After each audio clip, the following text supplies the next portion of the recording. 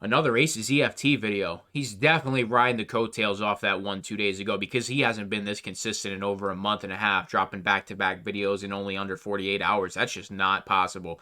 Let's see. Yup, he's complaining.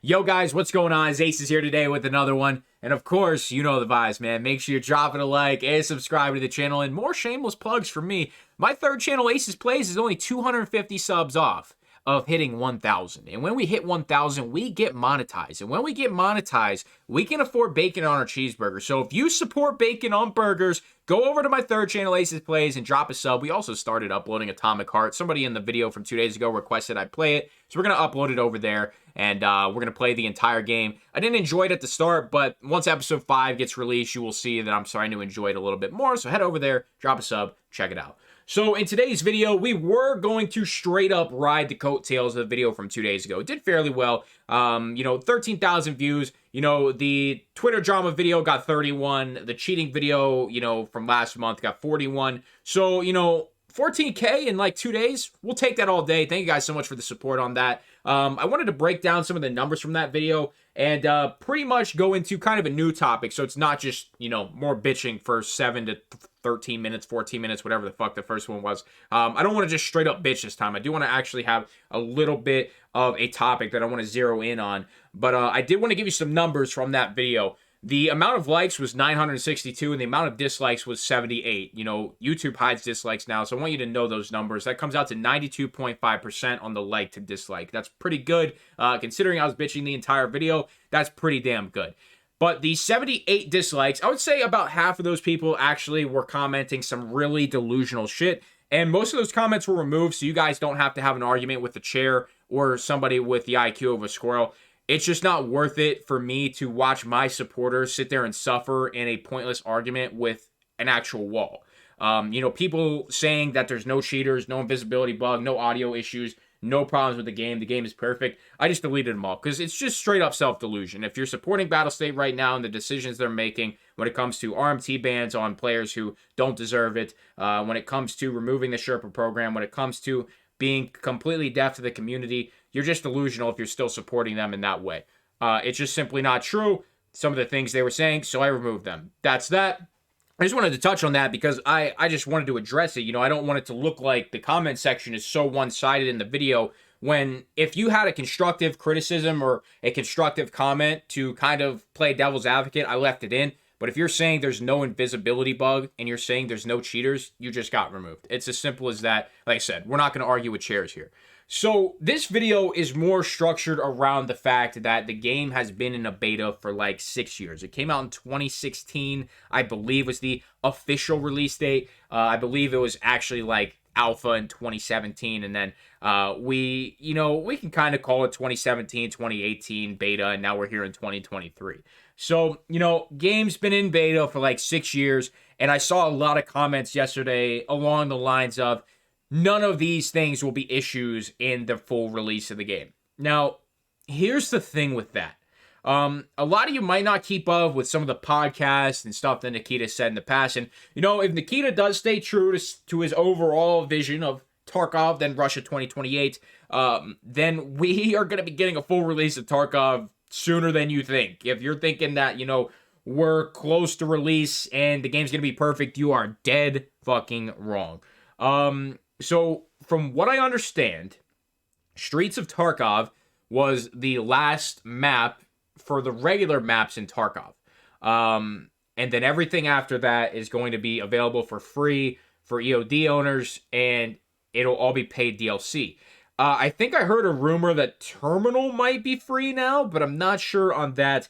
But obviously now we're seeing Arena produce pretty heavy, and I definitely think there's been a shift in the kind of overall vision of Escape from Tarkov than, Russia 2028. So I want to give you my perspective on it and how I'm perceiving things and the current dates and what Nikita has said in the past, at least from what I remember. And if I'm wrong on anything, of course, correct me in the comments. Please, if you have like a podcast, put timestamps, put a link, or put, a YouTube title, whatever. But what I remember is that Nikita said he wanted to be done with Escape from Tarkov in late 2023, early 2024. Like, done. I don't think we're close to that. I don't see it happening. But if that's the case, we would probably see Arena already out by then. So we're going to call it 2024 just to give Battlestate Games a full year from the time of recording. Early 2024. And we'll say Arena's done, quote unquote. We'll say Tarkov is on its way to be done. Because if Nikita wants to start Russia 2028 in 2024, we're going to have a full release of Escape from Tarkov within that time frame. And that just doesn't seem plausible. Now, I guess you could release it as is. The game's been in beta 6 years. There's a lot of people saying, hey, this game is going to be perfect when it releases.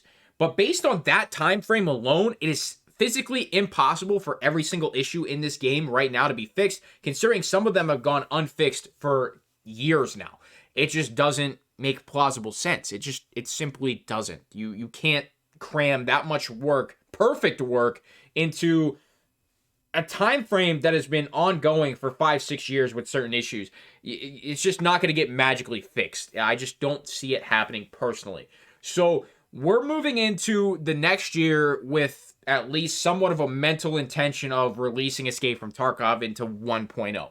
And I don't think that's going to happen. So what's going to happen then? If they decide to continue to support Tarkov, which I think it's possible they abandon it, if they continue to support Tarkov, then they're going to have to push back Russia 2028. And it seems like Battlestate Games has kind of been hesitant on hiring more people to work on the game. That's just an outsider look in. I feel like they have the funding, they have the money, so just hire more people. But maybe I'm being ignorant. I want to give them the benefit of the doubt that you can't just hire Joe Schmo off the street, and maybe they are still doing a lot of work out of St. Petersburg, but from what I understand, they did move an office to, like, what, Europe or somewhere in the US or something. I don't have all the information down pat 100%, but it doesn't stray away from the fact that, Russia 2028 is going to take a while to make. And maybe we do see a release date of Russia 2028 in 2028. If they really want to take the time on it, they certainly could stop supporting EFT around 2024 and take a solid 4 years to develop the game. Or are they going to do what they kind of did with Tarkov and get a basic blueprint of Russia 2028, pump it out in about a year, and then put it in an alpha, put it in a beta, and then pull the Escape from Tarkov route once again?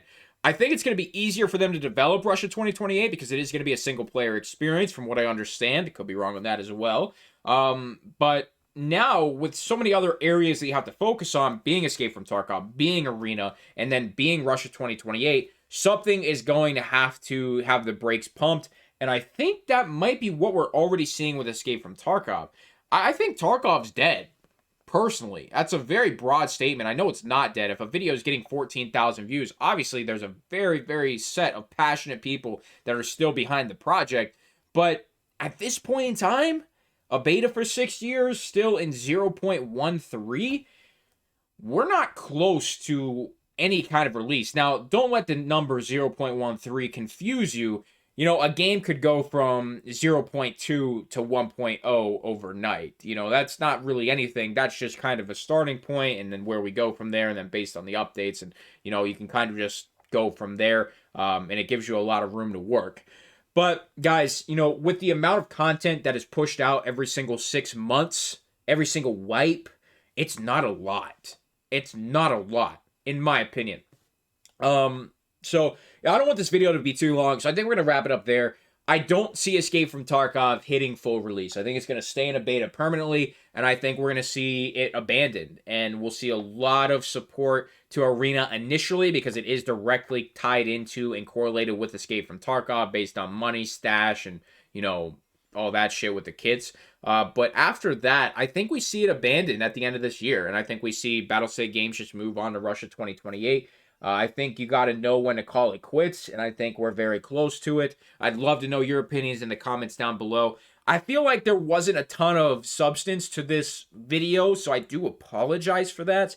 We hit 10 minutes really quickly, and it kind of caught me off guard. I wanted to talk a little bit more, but I didn't want it to be another 14-minute rant video just so I could fit an extra ad in. It's not worth it to me to just make constant rant videos. I do want to make some other content in, more positive. aspects of Escape from Tarkov, talking about some features that were cut from the game and stuff like that. But I definitely didn't want to go from the game's in the worst state ever to a positive Penelope video when we were being a negative Nancy. So this is kind of that in-between video to let you know that we're going to transition here unless something else major happens with Tarkov. But I did want to have some sort of other direction with this video, being that the game's not going to hit 1.0, and if it does, it's still going to be a dog shit mess. So make sure to leave a like, subscribe. Like I said, the support on that third channel is greatly appreciated, guys. I'm really excited to start getting into single-player games and being able to just upload a video and make a few cents and then, you know, keep it rolling with single-player content. I want to start doing that a lot more. And, you know, that's for me personally. That's not to make money. That's just for me to have a purpose and for me to keep creating because the two games that I love, Call of Duty and Tarkov, just haven't been producing really any happiness for me lately. So that's kind of the avenue I went with it, and hopefully you understand. Make sure you drop it a like, and of course, make sure you subscribe and sponsor in the equipment description below. It's going to be it for me. Thank you so much for stopping by. I'm out.